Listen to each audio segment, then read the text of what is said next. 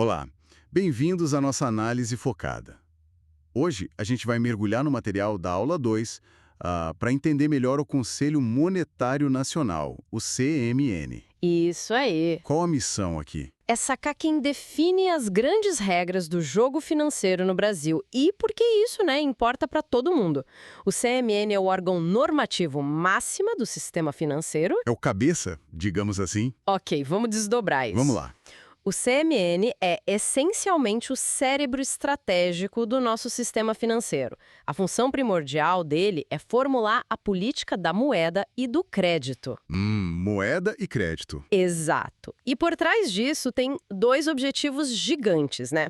Primeiro, a estabilidade da moeda, que, falando claro, é manter a inflação sob controle. Segurar os preços. Isso. E, ao mesmo tempo, promover o desenvolvimento econômico e social do país. Não é pouca coisa, não. Com certeza. E para entender essa estabilidade da moeda, a gente tem que falar de inflação, né?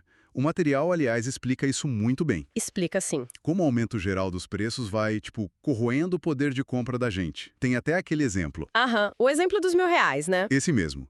Com R$ 1.000 você comprava, 10 itens de R$ 100. Aí vem a inflação e os mesmos itens pulam para 110 cada um. Pois é. Para comprar as mesmas 10 coisas, você já precisa de R$ 1.100. Se o salário não acompanha, a pessoa fica mais pobre na prática. Exatamente. Por isso, controlar a inflação é tão vital. É proteger o valor do dinheiro que está no bolso de todo mundo. Faz todo sentido. E quem são as pessoas que tomam essas decisões tão cruciais lá no CMN? É um grupo pequeno, né? Surpreendentemente pequeno, sim. Bem enxuto. São só 3 membros. 3. Quem são? O ministro da Fazenda, que também preside o conselho. Ok, e o chefe? Isso. Depois, o ministro do Planejamento e Orçamento.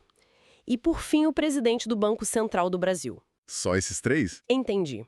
É a autocúpula da economia, basicamente. Exato. Reflete o peso estratégico das decisões. E um ponto que o material bate bastante na tecla. O CMN define as regras, mas não é ele quem executa ou fiscaliza no dia a dia. Como essa separação? Esse ponto é crucial para sacar o papel do CMN. Ele é um órgão normativo. Normativo. O que isso quer dizer na prática? Quer dizer que ele cria as normas, as diretrizes gerais, a política macro. Pensa nos verbos que o material associa a ele. Orientar a aplicação de recursos, propiciar o aperfeiçoamento das instituições, zelar pela liquidez, coordenar as políticas, disciplinar o crédito. São verbos de comando, de direção. Perfeito. Ele aponta ao norte, define a estratégia. Agora, a execução, a fiscalização, o fazer acontecer, isso fica com outros órgãos. Tipo quem? Principalmente o Banco Central, o Bacen, e a Comissão de Valores Mobiliários, a CVM. Eles são os supervisores. Tá. Para os verbos deles, aí sim a gente vê. Executar, fiscalizar, autorizar, supervisionar, conceder. É ação direta no mercado, entende? Entendi. É uma divisão de trabalho bem clara. Um pensa, o outro faz. Exatamente. E isso é importante para ter um sistema com freios e contrapesos, né? Evita que quem cria a regra seja o mesmo que a aplica e fiscaliza. Claro, faz sentido. E aquela famosa meta de inflação que a gente sempre ouve falar, é o CMN que define? Na mosca. Essa é uma das funções mais importantes e visíveis do CMN hoje em dia.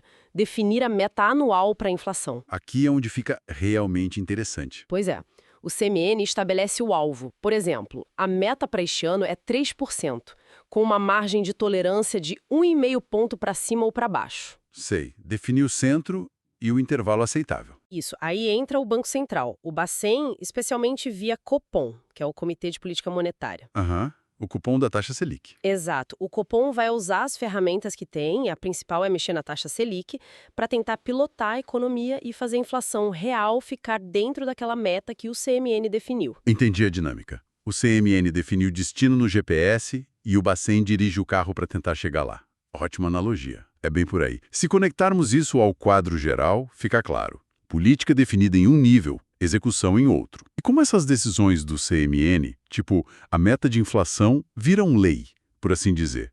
Como são formalizadas? Eles têm reuniões periódicas, né? Geralmente mensais às ordinárias. O que é decidido nessas reuniões vira uma resolução CMN. Resolução CMN. Isso. Esses documentos são publicados oficialmente, no Diário Oficial, e aí passam a valer como regra para todo o sistema financeiro.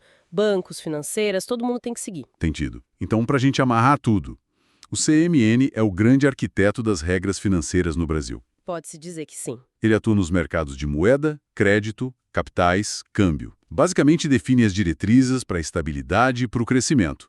Mas a execução e a fiscalização ficam para outros jogadores, como o Bacen e a CVM. É isso. Perfeito. Resumiu bem. O CMN estabelece o quê e o porquê das políticas macroeconômicas, o como fazer fica mais a cargo dos órgãos executores. Muito interessante essa estrutura toda, deixa tudo bem organizado, né? Sim, é um desenho institucional pensado. E isso, sabe, nos leva a uma última reflexão, talvez. Manda. Considerando essa divisão clara de papéis que o material mostrou, o CNN define estratégia, como a meta de inflação, e o Banco Central executa, usando a Selic, por exemplo, como essa dinâmica toda, essa interação entre o estrategista e o executor pode acabar afetando as decisões financeiras do nosso dia a dia?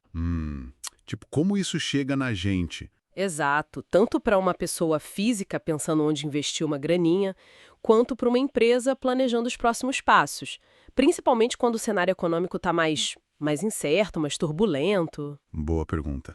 Como essas decisões lá de cima reverberam aqui embaixo, na prática? Fica aí a provocação para quem nos ouve pensar um pouco sobre como essa engrenagem macro afeta o micro, né?